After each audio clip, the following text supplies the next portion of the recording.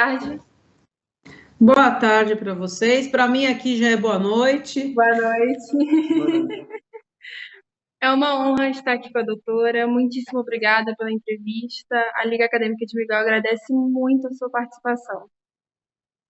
Eu que agradeço a vocês esse convite e parabéns a vocês pela iniciativa aí de fundar essa Liga Acadêmica, ajudando os estudantes todos de direito. Vocês estão de parabéns. Muito obrigada. Para começarmos a entrevista, nós estamos aqui com a delegada do caso da Suzane von Richthofen, que tem os filmes, e a gente adoraria que a doutora Cíntia falasse um pouquinho mais sobre a sua carreira, a especialização profissional, um resuminho, só para as pessoas contextualizarem. Eu ingressei na Polícia Civil no concurso 489. A primeira delegacia que eu fui designada foi em 1990, foi Delegacia da Defesa da Mulher de Catanduva. Eu fiquei 6 meses lá e lá eu atendi o meu primeiro caso de homicídio. Graças a Deus foi esclarecido. Foi uma questão de uma senhora já, uma avó, que foi morta por conta de uma dívida de drogas da neta de 14 anos. O autor era um fugitivo da cadeia de Colatina, no estado do Espírito Santo, que tinha ido lá para Catanduva, interior de São Paulo. Depois disso, eu fui para a Delegacia da Defesa da Mulher de Taubaté, fiquei 1 ano por lá. Aí eu vim para a capital, retornei, porque eu sou natural de São Paulo, fiquei em várias delegacias de bairro. Teve um ano, que acho que foi 93, 94, eu cheguei a dirigir uma cadeia, que naquela época em São Paulo havia presos na cadeia, uma média de 120 a 150, era bastante coisa. Uhum. E já davam trabalho, viu? Davam trabalhos porque assim, a cadeia é uma coisa complexa de você lidar com a situação do reeducando ou da pessoa que está guardando o julgamento, que seja com a família também, né? E depois, em 1989, 99, eu fui para o departamento de homicídio. Sim. Eu ingressei, né, pela equipe BSU, que na época investigava um dos vértices do Triângulo da Morte em São Paulo. No início dos anos 2000, havia muito homicídio em São Paulo e concentravam-se em 3 áreas e formavam um triângulo, que era o que eu estava, que era o 92, que era Parque Santo Antônio, Capão Redondo, Jardim Ângela. Então, assim, eu cheguei a atender num período de 12 horas, eu fazia plantão nessa época a cada 9 dias e trabalhava durante a semana normalmente. Em 12 horas eu cheguei a atender 6 locais de homicídio, é bastante coisa. Bastante. É bastante. Aí a criminalidade com o trabalho da polícia, tudo foi se desenvolvendo, ela foi diminuindo, né? A chegar num patamar, assim, se é que a gente pode falar que é homicídio aceitável, né? Mas em 2002, eu fui para essa equipe nos anos 2000, 2002 eu fui para a equipe CESUL, que é o que a gente chamava a área de investigação Sul Light, uma zona sul melhor, porque esse Parque Santo Antônio, a zona sul a gente chamava de hard, que era pesado, e tinha a zona sul mais leve. E era assim uma área mais tranquila, só que sujeita a casos de repercussão, porque já era uma área mais nobre, residências melhores, né? E aí eu tinha, acho que estava 2 meses nessa equipe, quando aconteceu esse caso von Richthofen. Depois do caso Richthofen, eu fui para a equipe de investigação de crimes contra criança e adolescente. No início, ela era só a zona sul de novo, de São Paulo, mas essa equipe depois foi levada à delegacia. Aí eu fiquei responsável pela investigação de todas as mortes de autoria desconhecida de crianças e adolescentes na cidade de São Paulo. Nossa! Isso apenas na cidade de São Paulo. Isso durou uns 14 anos, mais ou menos.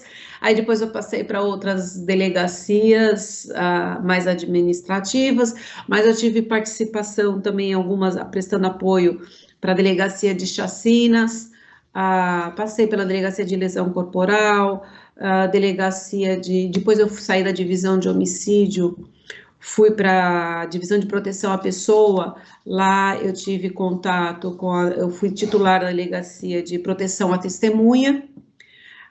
Trabalhei na delegacia de pessoas desaparecidas, na delegacia de repressão aos delitos de intolerância desportiva.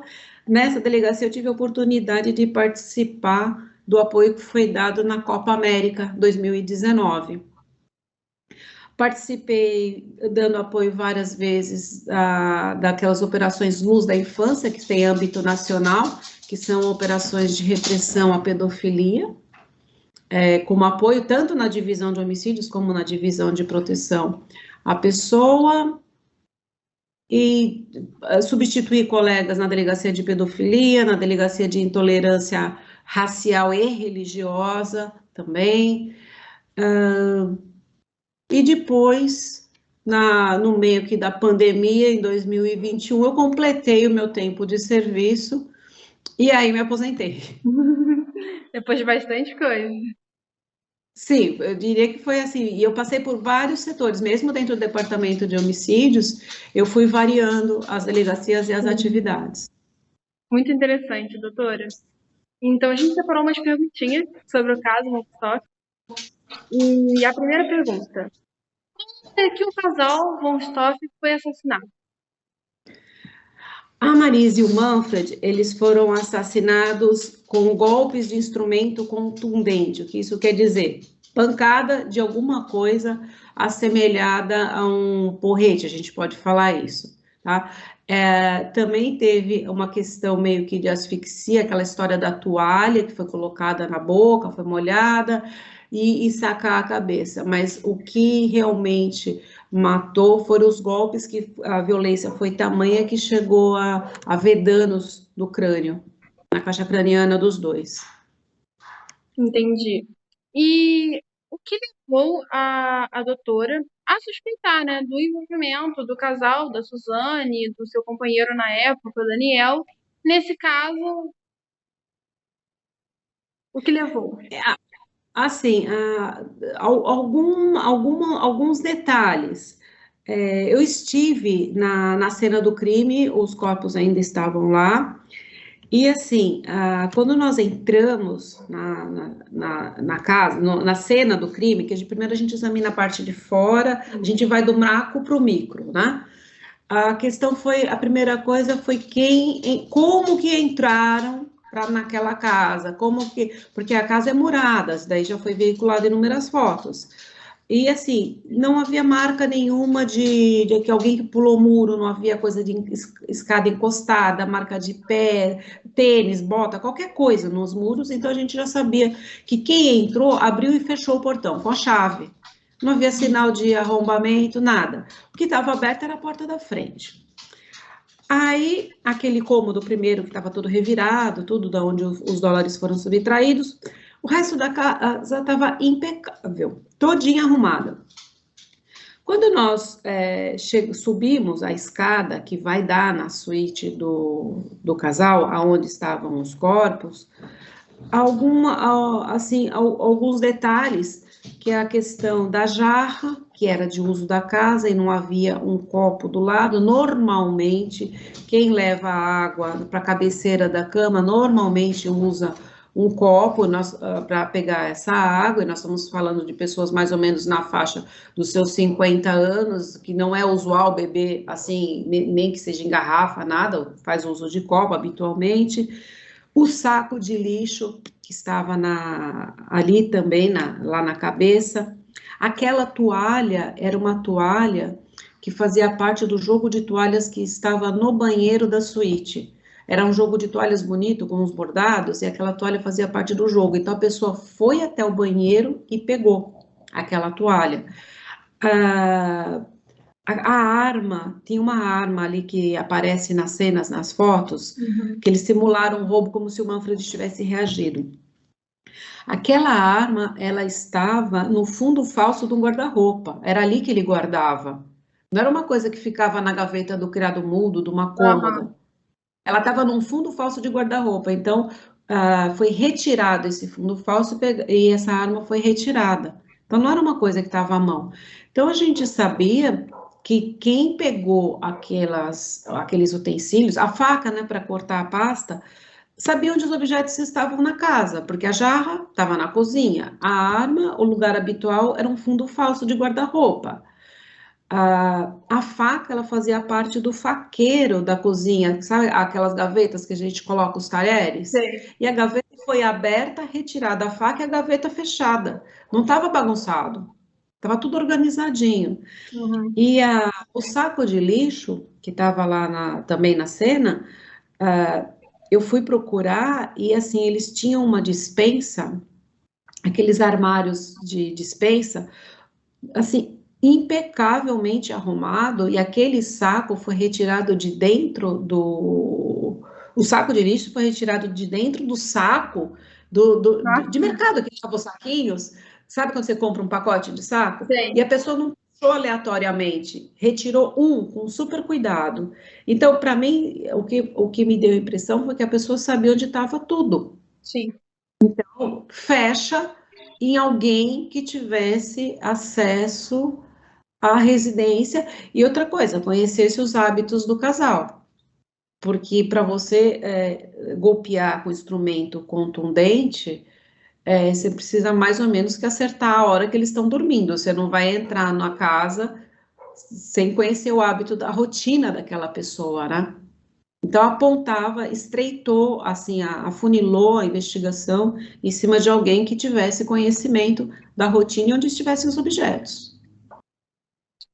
E em relação até um pouco de tecnologia, a partir da cena do crime, a gente partiu para os depoimentos. O depoimento da própria Suzane e do Daniel ajudaram a, a elaborar essa acusação contra eles? Olha, quando a gente chegou lá na delegacia e eles foram trazidos, teve um outro pequeno fato que chamou a atenção. O, um senhor conhecido amigo da família, salvo engano, o padrinho Uhum. dela, chegou, apresentou uma advogada e falou para mim, doutora, aqui é a doutora fulana de tal, ela vai acompanhar as investigações porque eu quero saber a verdade, seja ela qual for. Isso é uma afirmação meio que Objetivo. estranha. É uma coisa assim meio que estranha. E a outra coisa que teve, que também eu já comentei mais de uma vez, foi a questão da reação deles logo após a morte. Aquela questão deles estarem assim, um tanto quanto alegres demais aos beijos e abraços, que não é o comportamento normal de alguém que perde um familiar numa morte violenta.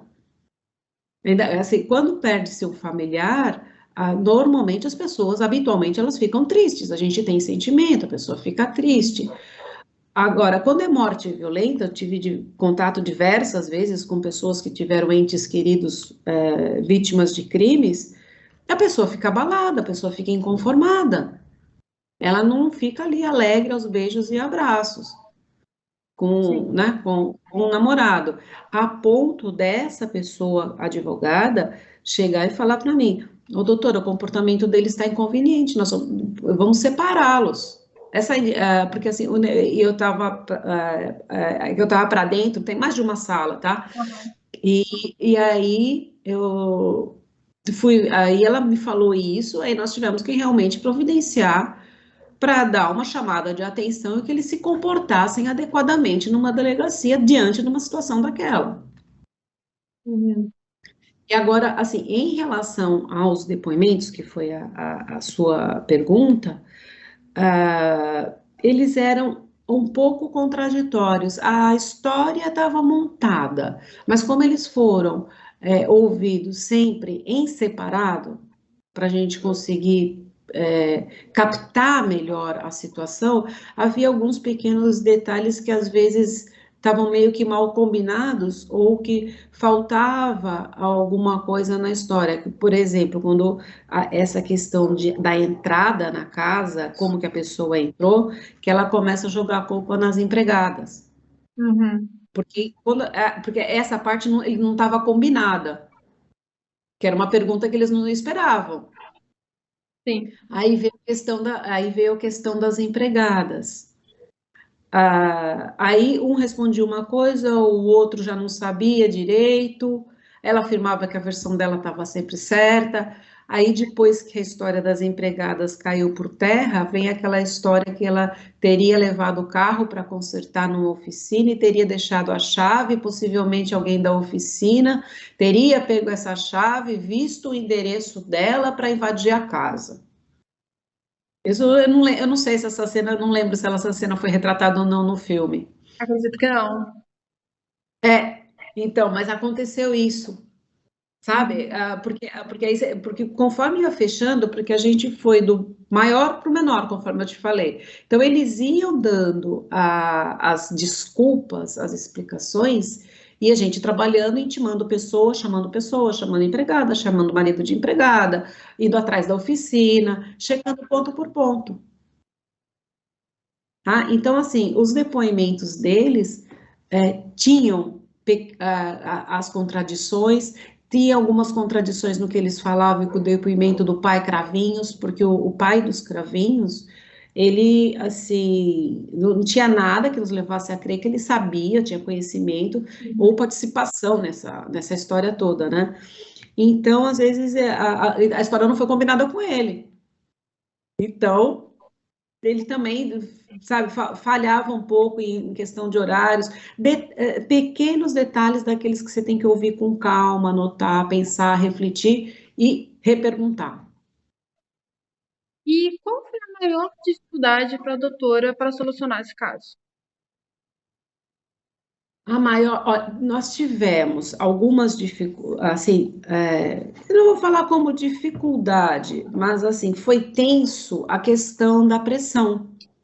Uhum. Né? Porque nós tínhamos uma pressão intensa da mídia, da opinião pública, todo mundo queria aí uma resposta. Nós sabíamos que havia contradições entre eles. Aí a questão era como pegar essas contradições, essas provas circunstanciais e fazer virar uma prova material. Uhum. Então, essa era a dificuldade, porque não bastava a gente saber, senão ficava aqueles casos que são esclarecidos e que, no final das contas, o réu é absolvido por insuficiência de provas, porque Uhum. o conjunto das provas não foi suficiente para convencer o júri, porque quando a gente está trabalhando numa investigação, pelo menos eu pensava lá na frente, não adianta eu saber que o cara é o autor, Sim. eu preciso ter provas suficientes para convencer aquele corpo de jurados que ele é o autor e ter um resultado positivo no veredito. Então a Perfeito. gente tinha, você entendeu? Tinha a mídia, tinha uma opinião pública e tinha essa questão de fazer virar as provas circunstanciais, todos aqueles indícios, numa prova robusta, que fosse capaz de levá-los a júri. E doutora, em relação à mídia e à opinião pública, como que foi lidar com tudo isso, que foi um caso que foi muito a público, até depois do lançamento dos filmes, né, essa uma trilogia de filmes, como que é até hoje lidar com o palco que esse caso teve? Então, a opinião pública, na época, ela se dividia entre alguns poucos que acreditavam que uma filha poderia matar os pais, não era, e muitos que não acreditavam, e alguns inconformados que imaginam, jamais uma filha mataria os pais. Porque, assim, é uma coisa que choca, porque a gente não imagina uma filha ou um filho matando os pais, assim como a gente não imagina pais, mães matando seus filhos bebês. Então, é uma coisa difícil de digerir. Então, a gente tinha uma opinião pública, assim, meio que dividida, pendendo mais para a impossibilidade dela ter participação no crime do que a favor. A questão da imprensa. A imprensa montou um acampamento lá na frente do prédio, lá da Brigadeiro Tobias. Eles ficavam lá, então assim, eu chegava para trabalhar, eu só saía na hora de ir embora, normalmente após o horário. O horário regulamentar é até às 7 da noite, mas a gente ficava até mais tempo. Não dava para sair para tomar um lanche para almoçar, não dá para fazer nada. Tinha que pedir para alguém, ou levar marmita, pedir para alguém, porque não tinha como. Lá não tem uma cantina própria no prédio. Então você tem que, ou você leva almoço ou você sai para almoçar. Então não dava, tá? Era impossível. E também depois, né? Porque durante a investigação, durante os 7 dias que foi o mais tenso, não tinha tempo para fazer nada. Então era de casa para o trabalho, trabalho para casa. Mas depois aconteceu aquela questão de você vai na padaria, vai ao supermercado, vai à feira e é abordado para pessoas, assim, para perguntar se é verdade mesmo que ela fez, ou que é contra, ou quais são os próximos passos. E é um caso, assim, que sempre acaba alguém perguntando, a gente procura atender, responder naquilo que é possível. E, assim, ainda bem que deu certo, né? E, doutora, a doutora poderia resumir um pouquinho a cronologia dos fatos no dia da morte? Como que foi feito? A Suzana entrou na casa, ela não entrou? Detalhes assim? Eles De tinham, como nós... no filme, De, eu vi que eles falam de ter ido para um motel, voltado na casa, não voltado. Tá, então vamos nessa essa parte que é uma parte importante que inclusive levou a funilar ainda mais em cima deles. O que que aconteceu?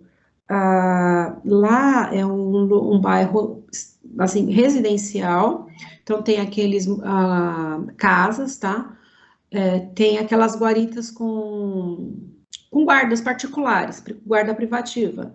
Sim. E foi comprovado que ela havia saído de casa, havia um guarda que confirmou que por volta das 11h30 ela havia retornado para a casa dela, ficou num carro que tinha aquele insufilme com vidro escuro, então não dava para ele saber se tinha gente ou se não tinha gente dentro, que ela entrou com esse carro na garagem, que é aqueles portões de abrir e levantar, e ficou por cerca de meia hora e saiu em seguida. E depois desse horário, esse guarda não viu mais movimentação nenhuma na rua. Ele, como estava assistindo ao jogo do Corinthians e Flamengo, ele soube definir precisamente o horário Uhum. dessa volta dela para casa, por causa do jogo do futebol. Então, a gente tinha o horário que supostamente eles estavam vivos, que era o horário dela. Então, porque se eu fosse um roubo, ela não teria, ainda não teria acontecido. E o horário da chamada da polícia militar, que é o horário que ela chega. E tem aquela questão de, encontrei a casa aberta, tudo isso. Então nós tínhamos um período de horas. Agora o que que acontece? Quando ela foi questionada, quando eles foram questionados, eles falaram que eles tinham saído, que tinham levado o Andréas lá para Red Play, lá para Lan House, e tinham ido para o motel. O que que aconteceu? A gente sabia que ela havia voltado para casa, aí que ela foi confrontada. E ela fala que voltou para casa para pegar dinheiro para pagar o motel. Daí que surge a história que aparece no filme, que foi para um motel, não Uhum. era bem aquele, aí o dinheiro não dava, aí volta porque para pegar mais. Daí que surge essa história, depois que esse vigia nos fala que viu o carro dela entrando. E o Andréas, que já estava lá na Red Play, foi confirmado tudo, ele deixou o quarto dele com os travesseiros cobertos com cobertor, Uhum. tipo, fingindo que estava dormindo. Isso daí eu cheguei a ver. Então, caso os pais vissem, acordassem, ou tivesse alguma coisa, para os pais o André estava dormindo. E em relação ao Andreas, que é o irmão da Suzane, como ele foi afetado com tudo isso na hora que ele soube do que de fato aconteceu? Olha, o Andréas, todas as vezes que eu o vi lá na delegacia, ele estava assim, parado meio que em estado de choque. Sabe quando, sem emoção, mas sabe quando a pessoa recebe uma notícia que não cai a ficha, fica meio que Uhum. paralisado? Tá? Sim. Então ele estava nesse estado meio assim, meio sem saber o que que é, o que que não é, o que que aconteceu. O que me pareceu foi que ele estava em choque. E foi feito um depoimento com ele também, né? Foi feito depoimento com ele, mas assim, ele foi descartado praticamente de cara, porque ao contrário da Suzane, com aquele álibi do motel, que vai, volta, pega nota fiscal, tudo aquilo lá, o André foi fácil, ele deu entrada na Red Play, na Lan House, foi confirmado, e foi confirmado todo o período que ele estava lá dentro. Ah, então o André foi descartado. E existe mais algum detalhe peculiar que o filme às vezes não abordou? Um detalhe assim, que às vezes a doutora olhou pra si e falou: é aí, esse detalhezinho que matou a história. Acho que foi todo o conjunto desses detalhes, a reação dela, que Uhum. assim, eu não lembro se apareceu no filme. Quando ela chamou talvez tenha aparecido, quando ela chamou a viatura, quando eles chamaram a viatura da Polícia Militar, o policial militar que atendeu a ocorrência não permitiu que eles entrassem na casa e subiu para verificar. E a cena, eu posso te falar que ela estava bem chocante, tá? E ele viu aquilo, desceu e se preocupou em como dar a notícia para assim, para três jovens, um adolescente, que os pais tinham sido mortos e como impedi-los de entrar na casa, porque normalmente assim a pessoa quer ver o que aconteceu, tem gente que quer abraçar o parente, assim as reações são as mais variadas possíveis. Algumas vezes a pessoa pode ter um mal-estar. Aí ele falou que esse policial falou assim que ele comentou que ele pensou se chamaria ou não uma ambulância para dar a notícia e para poder ter algum apoio médico, um paramédico, né? Para, sei lá, um primeiro socorro. E aí ele acaba não fazendo isso, ele vai dar a notícia e ela pega e fala assim: ah, e agora, quais são as providências que eu vou tomar? Aí ele, assim, comentando, né, ele falou que quase quem precisou da ambulância foi ele, que ele nunca ouviu isso a vida toda. Sabe? Porque assim, imaginem vocês dois aí, vocês recebem uma notícia dessa. Acho que a última coisa que você vai perguntar para o policial é: e agora, quais são as providências que eu vou tomar agora? Não é uma coisa que passa pela cabeça. Então teve esse conjunto aí, teve esses detalhes, os objetos que foram usados, a forma de entrar, a reação na delegacia. Lembrando que tudo isso é prova circunstancial, né? Isso é Uhum. tudo indício, E tá? Mas em relação a até algumas coisas que abordam no filme, que é em relação a Suzane, logo após já estar pensando em vender carros, foi um pouco da liberdade artística, ou isso realmente aconteceu? aconteceu porque, na verdade, ela estava pensando em vender os carros e com o proveito dessa venda poder fazer uma viagem para descansar do estresse, né, da morte, da perda dos pais. Infelizmente aconteceu. Ou E como felizmente. foi a ligação com o irmão do Daniel em toda essa história? A questão do Christian foi o fato dele ter comprado a moto com os dólares, porque a pasta marrom que estava no escritório revirada, que foi cortada com a faca da cozinha da casa, Uhum. tinha dólares guardados, tinha moeda.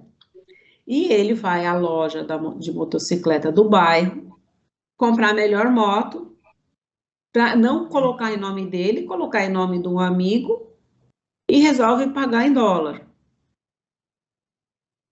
Aí o que que aconteceu? O próprio lojista achou aquilo muito estranho, porque é um pagamento com uma moeda que não tem procedência, e alertou. Foi o próprio lojista que ligou para a O delegacia. próprio, o próprio lojista já alertou que tinha alguma coisa errada. Aí quando nós já fomos ver, aparece acho que a namorada dele, né, que aparece no filme, para confirmar o horário, tudo, teve aquela questão mesmo dele pedir para confirmarem que ele estava lá, que não, no horário que ele não estava. E as pessoas também isso aparece um pouco no filme, assim, as pessoas próximas a ele acharam estranho ele aparecer com uma moto do nada, porque era uma moto muito cara na época. Eu não lembro o valor dela, mas era uma moto muito cara na época. E o filme, na opinião da doutora, foi bem abordado? Teve pouca liberdade artística, muito fácil? O filme foi feito na ótica da observadora. A Ilana Casoy, ela estava com uma autorização para acompanhar as investigações. Então, ela acompanhou uma grande parte dos nossos trabalhos.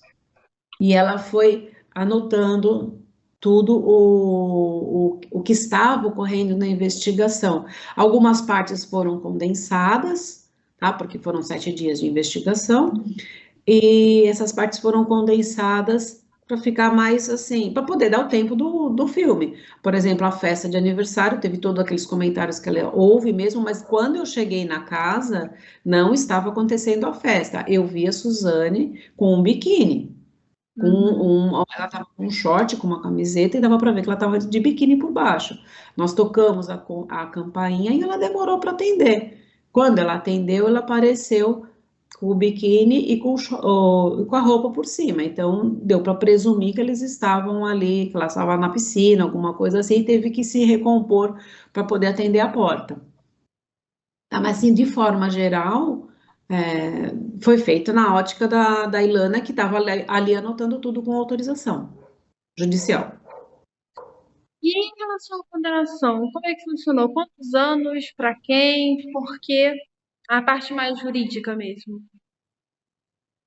A condenação aí, ela foi 39, o Christian, o Daniel também.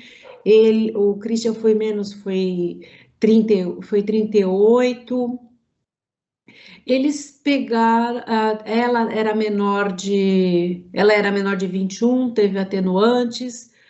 Eu acho que a condenação ficou numa base boa pelo que eles fizeram. Teve é porque na dosimetria da pena tem que levar em conta a questão das qualificadoras, da menoridade dela, menor de 21, mas de uma forma geral foi boa.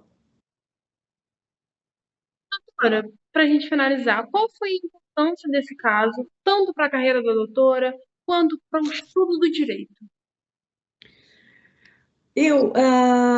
Para o estudo do direito, ele foi um inquérito policial que abordou várias coisas que nós vemos no Código de Processo Penal. Ele abordou a questão da cariação, teve a cariação, teve interceptação telefônica, que aparece no filme, teve pedido de prisão temporária, prisão preventiva, teve uma preservação de local de crime muito boa. O que mais que nós tivemos aqui? Uma confissão que antigamente a confissão era a rainha das provas, depois isso daí caiu por terra, mas a confissão que levou ao encontro dos laudos. Então, assim, não foi uma confissão que vaga, ela foi respaldada pelo laudo necroscópico, pelo laudo de IC também, e foi bem interessante, porque na confissão do Daniel, foi com a confissão do Daniel que nós soubemos efetivamente qual foi o instrumento utilizado na prática do crime. Porque ele que nos contou, porque havia uma incógnita, que eram umas marquinhas redondas no rosto do Manfred, que ficaram tatuadas com a pressão que ele bateu, né? E a gente não conseguia encontrar na casa uma arma de crime assemelhada. Olhamos, até aparece no filme, né? A questão da churrasqueira não, mas da lareira, dos ferrinhos da lareira, a gente não conseguia. Então, com o depoimento, com o interrogatório do Daniel, que nos levou ao instrumento do crime. Então, em termos de estudo do direito, você vê vários institutos aí. Foi bem completo a investigação. E outra coisa, ela atingiu direito, ela pegou direitinho as circunstâncias do crime, a motivação que eles nos deram foi o amor, porque os pais eram contra o namoro, E foi a individualização da conduta, porque o Daniel golpeou o Manfred, o Christian a Marísia, e a Suzane tem a participação de dar o sinal para eles entrarem no quarto, que ela sobe a escada, ela acende a luz, que era a senha que eles podiam subir para golpear, porque ela entra na casa para confirmar que eles estavam dormindo.